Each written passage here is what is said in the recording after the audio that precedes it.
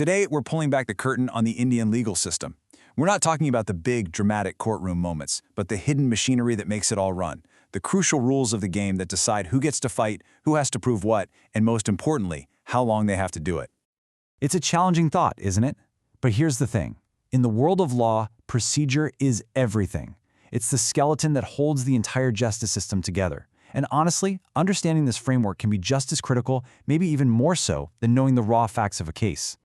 So, to get our heads around this, we've broken it all down into three big ideas. First, we've got the gatekeeper, which decides if a case even deserves a trial. Then there's the tug of war, which is all about the back and forth of who needs to prove what. And finally, the ticking clock, the unforgiving deadlines that can literally make or break a case. Let's dive in. All right, let's start with our first pillar, the gatekeeper. You see, before any witnesses are even called, before evidence is really put to the test, the court has to act as a filter. It's this stage that determines whether the prosecution has brought something with real substance or if the case should be stopped right in its tracks. So how does a case even get to this gate? Well, it usually starts with a first information report, the FIR, which kicks off a police investigation. After they're done, the police file what's called a final report, which is basically all their evidence bundled up.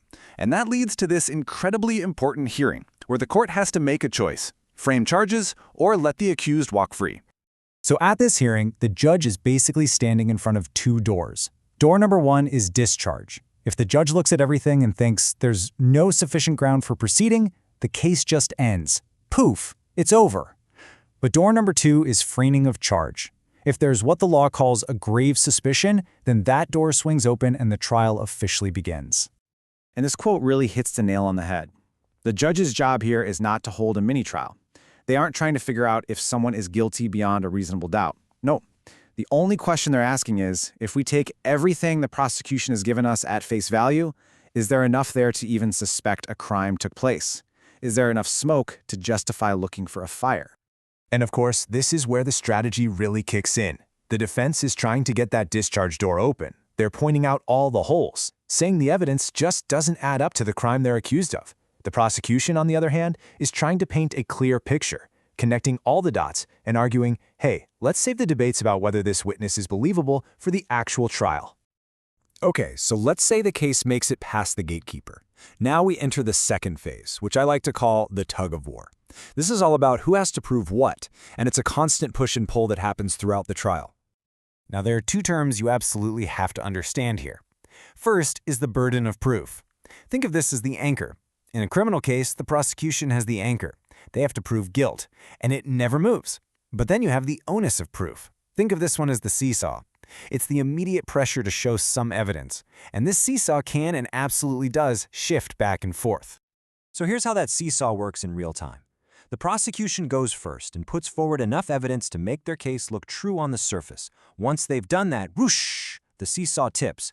Now the pressure, the onus, shifts over to the defense, and it's their job to poke holes in that story and create some reasonable doubt.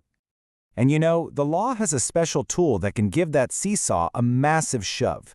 It's called a presumption. There are basically three levels. May presume is the weakest. The court can infer something, but it doesn't have to. Shall presume is much stronger. Here the court must assume something is true unless the other side can prove it's not. That's a huge shift in the onus. And then you have conclusive proof. Game over. The fact is considered proven, period. And some laws have these powerful presumptions baked right in. For a bounced check, for instance, the law automatically presumes it was for a real debt, so the person who wrote the check has to prove it wasn't. The same goes for some really serious cases, like dowry deaths. If cruelty is shown, the law presumes a connection, putting the burden squarely on the defense to prove otherwise. All right, time for our third and final pillar, the ticking clock. This one is simple, and it is absolutely brutal. The law says that your legal rights have an expiration date. If you wait too long to act, the doors to the courthouse will slam shut in your face, and they usually stay shut for good.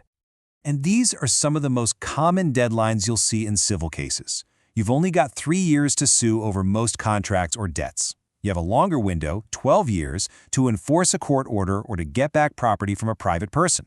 And if you're trying to get property back from the government, you get 30 years. The trick is knowing which clock is ticking on your case. But what if you're running out of time? Is it game over? Well, not always. The law gives you 2 lifelines to reset the clock. A signed, written acknowledgement of a debt can restart the countdown. So can making a part payment. But here's the golden rule. It has to happen before that original deadline runs out. You can't revive a dead claim.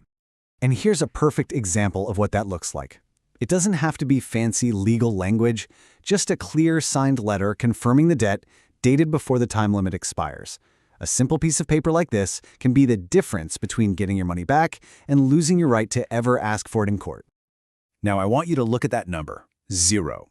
This might just be the single most unforgiving rule in the entire Limitation Act. For filing an initial lawsuit, what the law calls a suit, there's 0 room for excuses. If you miss that deadline by just one single day, you are out.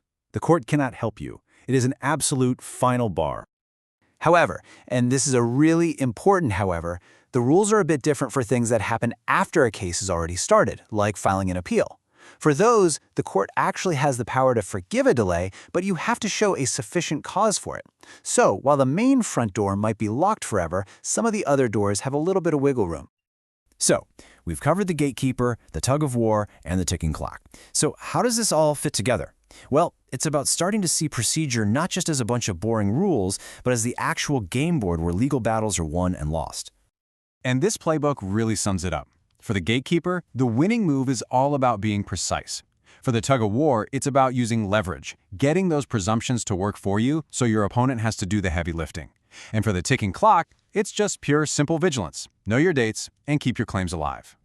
At the end of the day, this is what it all comes down to. You can have the best case in the world, the most sympathetic story, the clearest right on your side, but all of that is completely useless if you mess up the procedure. If you can't get past that gatekeeper, if you don't get how the burden of proof works, or if you're just one day late, your case can be over before it even has a chance. And that really leaves us with one final question to think about. We like to imagine justice as this grand search for the truth, but as we've seen, the road to that truth is paved with procedure. So, is it just a boring rule book, or is it something more? Is it the actual chessboard on which the entire game is won or lost? Something to chew on.